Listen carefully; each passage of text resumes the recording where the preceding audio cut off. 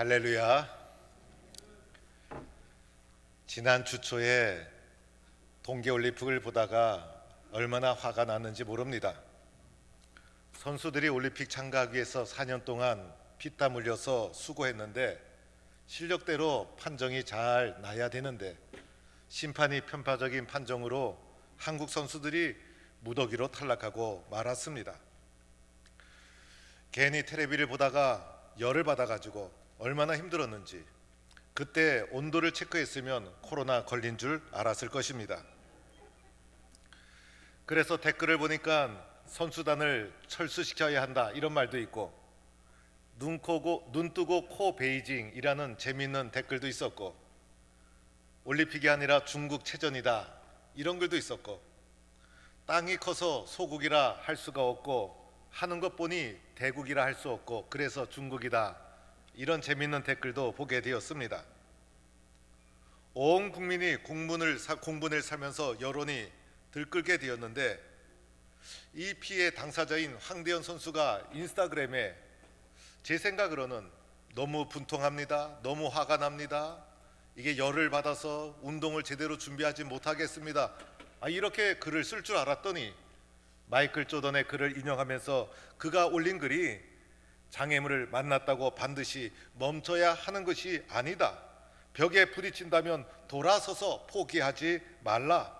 어떻게 하면 벽에 오를지, 어떻게 하면 벽을 뚫고 갈지, 어떻게 하면 돌아서라도 벽을 넘어설 수 있는 방법이 없는지 생각하고 찾아야 한다라는 마이클 조던의 글을 인용해서 인스타그램에 올렸던 것입니다. 저는 이 글을 보고선 감탄을 했어요. 어떻게 이렇게 젊은 친구가 4년 동안 그렇게 노력한 것이 물거품이 되었는데 도전을 멈추지 말아야 된다. 환경을 실력으로 뚫고 나가야 된다.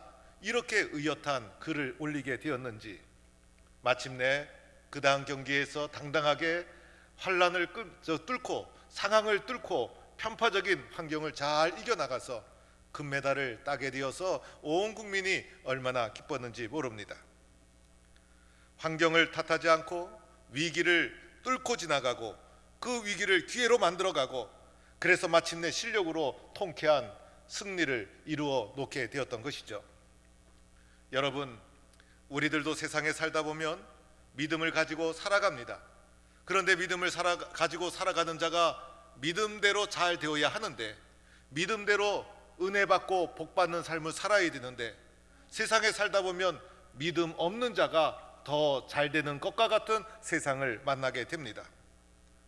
현실의 삶을 돌아보면 믿음 없는 사람이 잘 되고 믿음 가지고 은혜스럽게 정의롭게 사랑으로 살아가는 자가 잘 안 되고 이런 부조리한 현상을 우리가 만나게 되는 것입니다. 믿음 없는 자, 악한 자가 성공하고 잘 되는 것을 보게 되면 얼마나 힘이 든지 그래서 이 모순된 세상을 보면서 하나님 도대체 하나님을 잘 믿는 믿음의 사람들이 잘 되어야 하는데 현실의 삶 속에서는 왜 믿음 없는 사람이 악한 사람이 잘 되어집니까? 라는 혼란스러운 마음을 가지게 되는 것이죠. 성경에 보면 예레미야 선지자도 이런 의문을 가졌어요.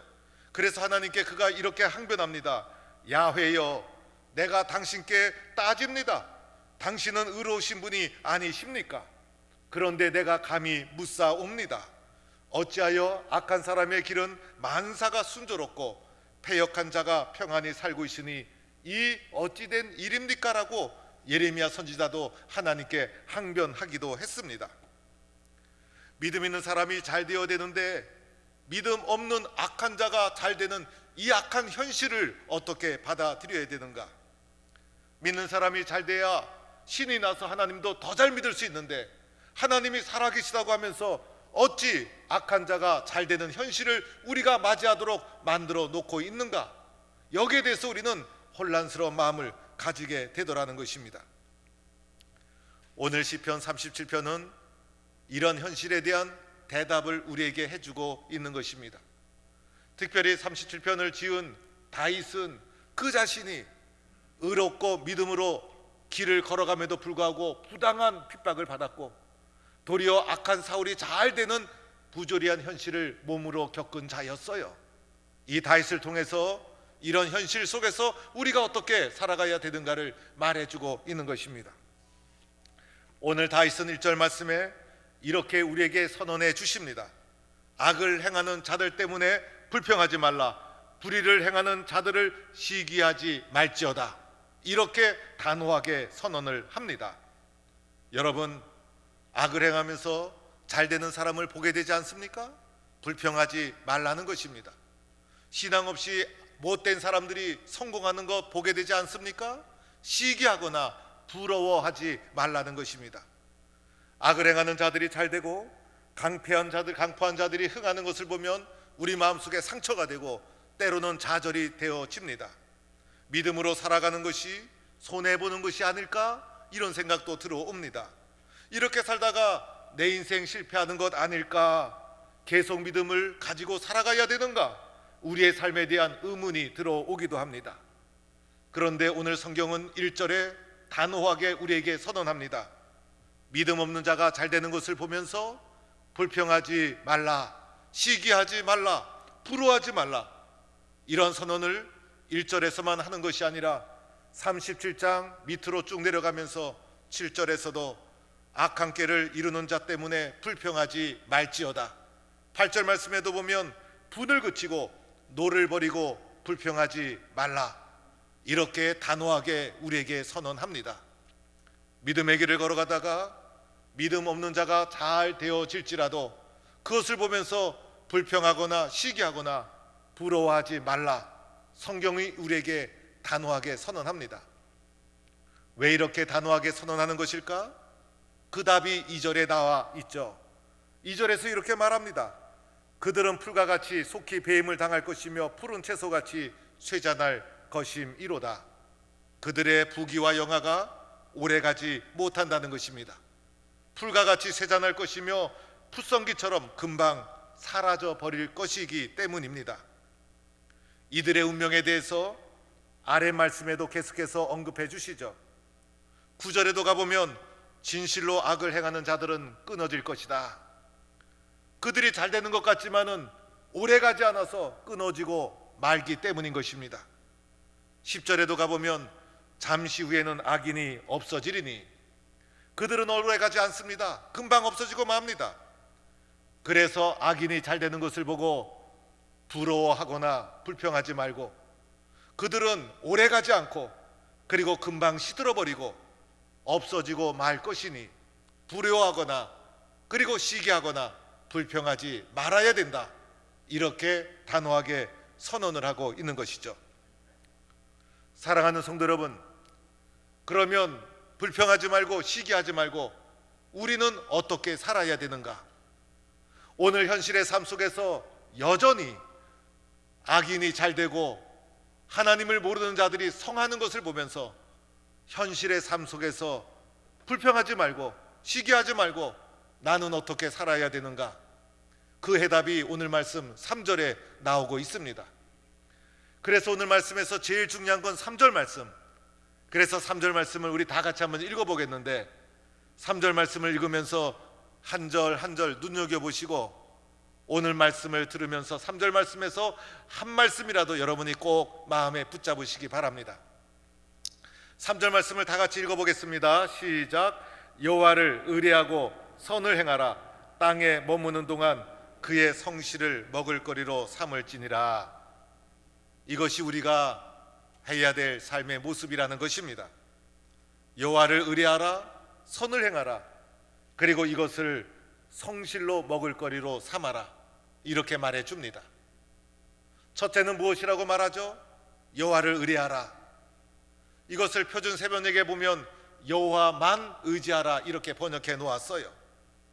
세상 사람이 잘 되는 것을 보고 부러워할 때 이미 우리는 세상을 보고 세상 사람을 의지하기 때문에 그런 마음이 들어오는 거예요. 그래서 세상과 세상 사람들이 잘 되고 흥하는 것에 연연하며 바라보지 말고 우리의 시선이 세상에서 하나님에게로 옮겨져서 누구만 바라봐야 됩니까? 하나님만 바라봐라. 하나님만 집중해서 바라봐라. 그래서 하나님만 바라봐라. 이렇게 우리에게 말해주고 있는 것이죠. 그래서 오늘 말씀 3절 이하도 계속해서 하나님만 의지하라고 계속해서 우리에게 권면하고 있어요. 4절에도 보면 여호와를 기뻐하라 이렇게 말하죠. 여호와를 기뻐하라는 것은 기쁨은 오직 주님에게서만 찾아라 이런 뜻이에요. 그래서 우리의 기쁨이 어디에 있습니까? 예수님에게 있어요. 예수님이 주시는 기쁨이 가장 좋아요. 그래서 하나님만 바라보고 그분이 주시는 기쁨만을 소중하게 여기며 살아가라 이런 뜻입니다. 5절에도 보면 내 길을 여호와께 맡기라 그를 의지하라 라고 말하죠. 여기서 맡기라라는 것은 능동적으로 적극적으로 맡기는 것을 의미합니다.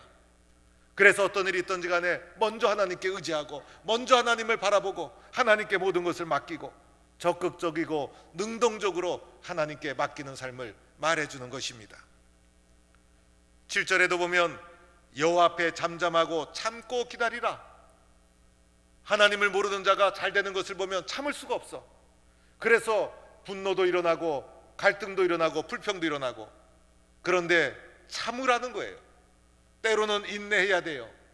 너무 가볍게 너무 빠르면 안 되는 거예요. 때로는 인내하며 기다릴 필요가 있어요. 하나님을 의지하기 때문에. 그래서 참고 인내하며 하나님을 의지하는 것, 하나님을 의지하기 때문에 인내할 수 있어요. 이것이 우리가 걸어가야 될 믿음의 길이라는 것입니다. 그래서 불의한 자가 잘 되는 것을 볼 때 불평하거나 시기하거나 불화하면 나만 상하고 나만 힘들고, 거기에서 벗어나 먼저는 하나님을 의지하고 하나님을 의뢰하고 하나님만 기쁘게 여기고 이렇게 살아가는 자가 되어라. 이런 믿음의 길을 걸어가는 동부의 성도가 되기를 축원합니다. 얼마나 좋습니까? 얼마나 좋습니까?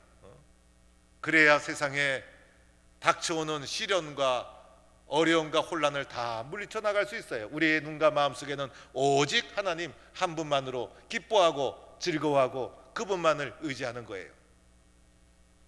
두 번째로는 이렇게 말합니다. 여호와를 의뢰하고 나서는 선한 일을 행하라. 선을 행하라.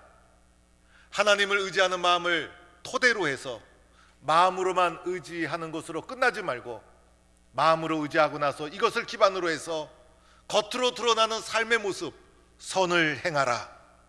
그래서 하나님을 의지하고 선을 행하라. 이것이 이 세상 속에서 우리가 살아가는 삶의 모습이라는 것이에요. 우리들은요, 겉으로 드러나는 것도 선하고 착해야 돼요. 그래서 그리스도인들은 겉으로 드러나는 것도 선한 것. 세상에 살다 보면 이런 생각이 들 때가 있죠. 선하게 살면 손해보는 것 아닐까? 착하게 살면 누구한테 속는 것이 아닐까?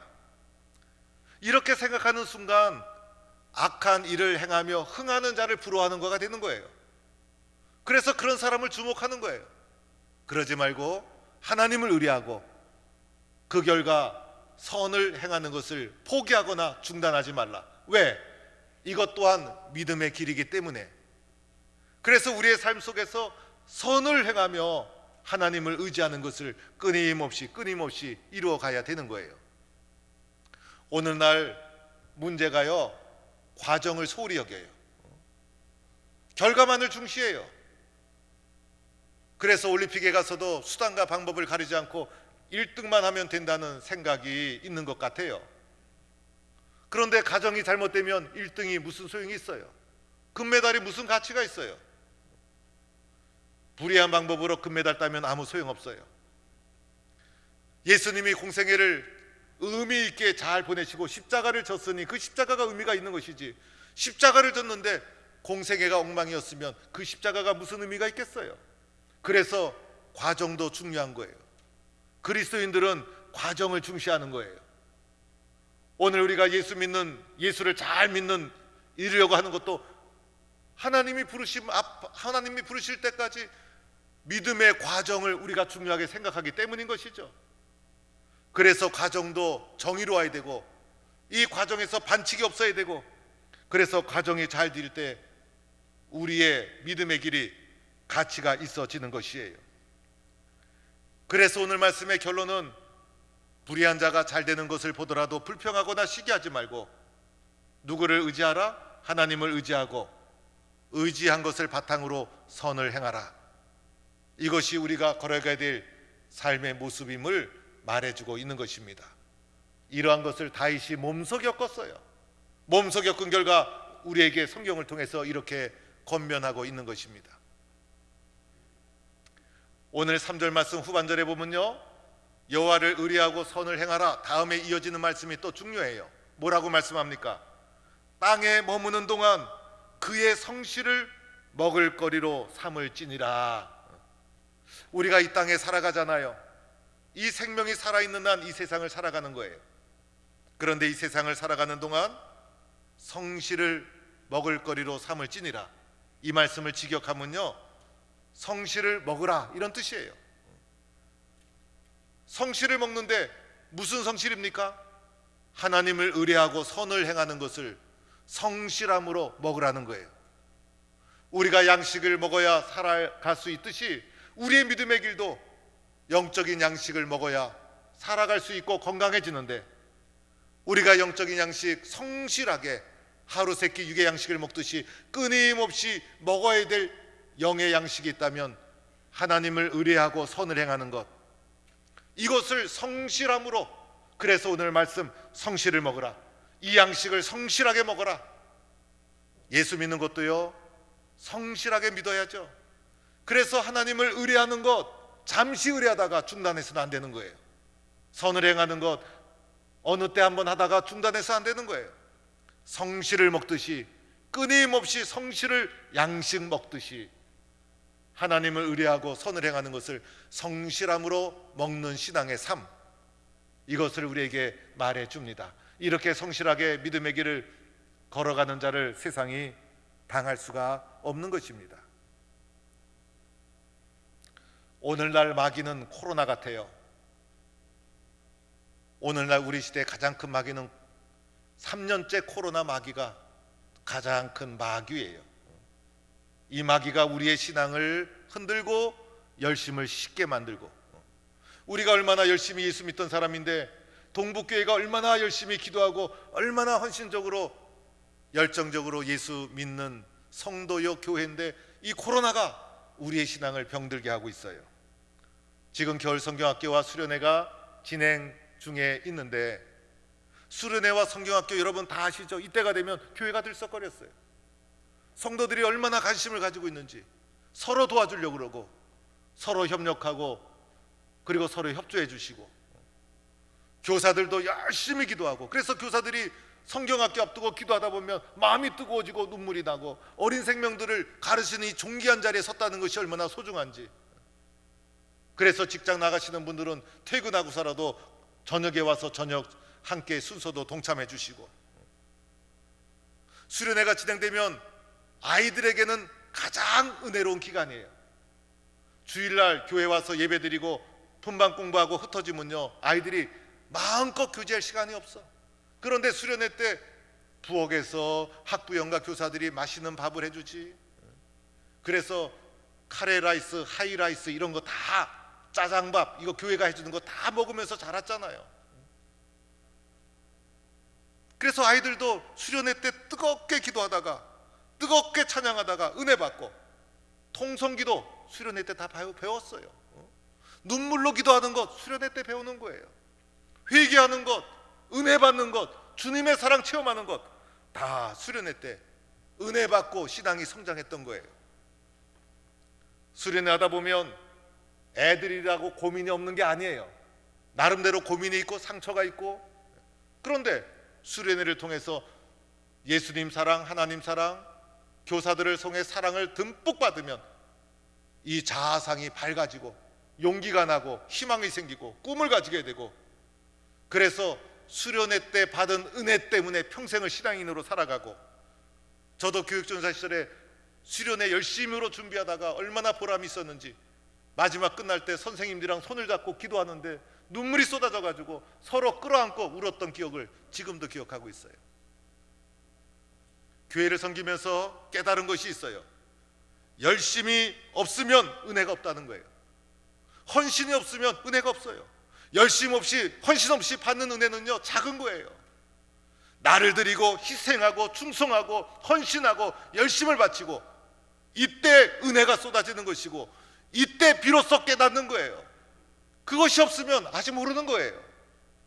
그래서 하나님 앞에 충성하고 헌신하다 보면 이런 거였구나, 바로 이것이었구나, 비로소 알고 보고 듣게 되는 거예요. 이런 영적인 분위기 속에서 아이들이 자라나가서 목사가 되고, 아이들이 자라나가서 장로가 되고 권사가 되고 집사가 되어서 한국교회를 지키는 일꾼들이 수련의 은혜 받고 다 나타나고 세워지고 성장했던 거예요. 오늘 말씀해 보면 악한 자들이 잘 되는 것 같지만은 풀처럼 금방 세잔해버리고, 이렇게 하나님 말씀 의지하며 성실로 먹고 사는 자들은 어떻게 될까? 오늘 말씀 보니까 이렇게 말씀하고 계세요. 4절에도 보니까 그가 내 마음의 소원을 이루어 주시리라. 우리의 소원을 다 이루어지게 되는 거예요. 5절에도 보면 그를 의지하면 그가 이루시고 다 이루어 주십니다. 6절에도 보면 내 공의를 정오의 빛같이 하시리로다. 우리의 삶을 하나님 의지하고, 그리고 선한 행위를 성실함으로 먹고 살아갈 때 우리를 정오의 빛처럼 빛나게 해주시고, 7절에 보면 자기 길이 형통하며, 성경에 보면 형통이란 단어가 자주 나와요. 특별히 구약에서 많이 나와요. 이번에 새벽 정진군 주제도 형통, 이번에 새벽 정진군 때 은혜 받고 형통한 삶의 비결을 깨닫고 형통한 믿음의 길을 걸어가는 성도가 되기를 축원합니다. 9절에도 보면 여호와를 소망하는 자들은 땅을 차지하리로다. 구약에 나오는 소중한 주제 중에 하나가 땅이에요. 그래서 예수님도 온유한 자가 땅을 차지할 것이다 말씀하시고, 아브라함을 부르실 때 내가 네게 지시할 땅으로 가라, 모세를 부르실 때도 약속의 땅을 말씀해 주시고, 그런데 오늘 말씀해 주시죠. 여호와를 소망하는 자가 땅을 차지하리라. 여호와를 소망하는 자가 하나님의 약속을 성취하게 되리라. 마지막 11절에는 온유한 자들은 땅을 차지하며 풍성한 화평으로 즐거워하리로다. 마지막은 풍성한 화평으로 기쁨의 삶을 누리는 결론을 맞이하게 됩니다. 이런 축복을 누리는 성도가 되기를 축원합니다. 세상 사람들이 볼 때 저 사람 안 될 것 같은데 희한하게 잘 돼요. 바로 포항 동북교회 성실을 먹고 사는 성도일 것입니다. 세상 사람이 볼 때 저렇게 살면 손해볼 것 같은데 놀랍게도 잘 돼요. 알고 보니까 하나님 의뢰하는 것을 성실로 먹고 사는 포항 동북교회 성도예요. 세상 사람들이 보기에는 저렇게 하면 지는 건데, 그런데 나중에 보니 그 사람이 승리해요. 알고 보니 하나님 경외하는 것을 성실로 먹고 사는 포항 동북교회 성도예요. 이렇게 하나님 의지하며 선을 행하기를 성실함으로 이루어가는 포항 동북교회 사랑하는 성도가 되기를 주의 이름으로 간절히 축원합니다.